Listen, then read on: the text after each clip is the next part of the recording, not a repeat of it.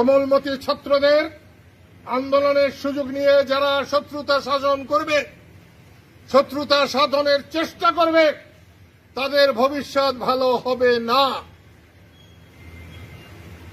আমি বারণ করছি এবং সরকারকে আমি বলছি, তারা যেন সচেষ্ট হন, তারা যেন মানুষকে শান্তি দিতে পারেন, তারা যেন মানুষের মালিক না হয়ে মানুষের সেবক হওয়ার চেষ্টা করেন।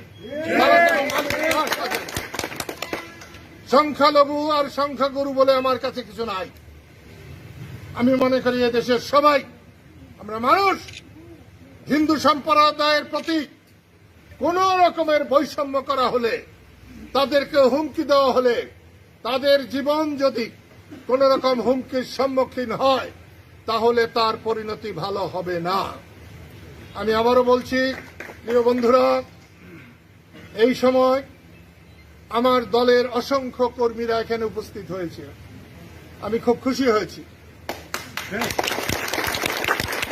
আমার বড় ভাই লতিফ সিদ্দিকী বলেছেন তিনি আর রাজনীতি করবেন না। আমি তোমাদেরকে বলছি, আমার শেষ শ্বাস যেন রাজনীতি করতে করতে করতে আমার যেন শেষ শ্বাস বেরিয়ে যায়। আমাকে যেটুকু দোয়া করবেন, যেটুকু সমর্থন করবেন, ওটুকু নিয়েই আমি খুশি আছি। আমি দেশের মানুষের পাশে থাকতে চাই, পাশে থেকে আমি মরতে চাই। 1975-এ বড় বড় আওয়ামী লীগের নেতারা তারা ইঁদুরের গর্তে লুকিয়েছিল। আজকে ইঁদুরের গর্তে না, বাইতানের গর্তে লুকিয়েছে।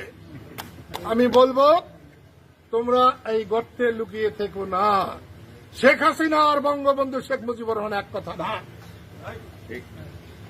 বঙ্গবন্ধুর বাড়ি পোড়া, ধ্বংস করা, এটা বাংলার মানুষ কোনো মতেই মেনে নেবে না। বঙ্গবন্ধু আর স্বাধীনতা এক জিনিস, বঙ্গবন্ধু আর বাংলাদেশ এক জিনিস, বঙ্গবন্ধু আর মুক্তিযুদ্ধ এক জিনিস।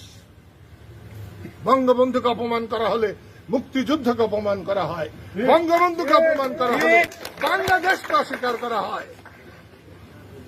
পরশুদিন আমি প্রেসিডেন্টকে বলেছিলাম, বঙ্গবন্ধুর ছবি যেখানে শপথ হলো তার পিছনে বঙ্গবন্ধুর ছবি টাঙানো আছে।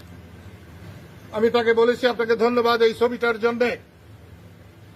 উনি আমাকে বলেছেন, আমি মরে যেতে পারি, আমি এই ছবি নামাতে দেব না। আমি সাথে সাথে বলেছি, আপনার প্রতি আমার কোনো ভালোবাসা ছিল না, কোনো শ্রদ্ধা ছিল না। এই এক কথার জন্য আমি যতদিন বেঁচে থাকবো আপনাকে আমি সম্মান করে যাব।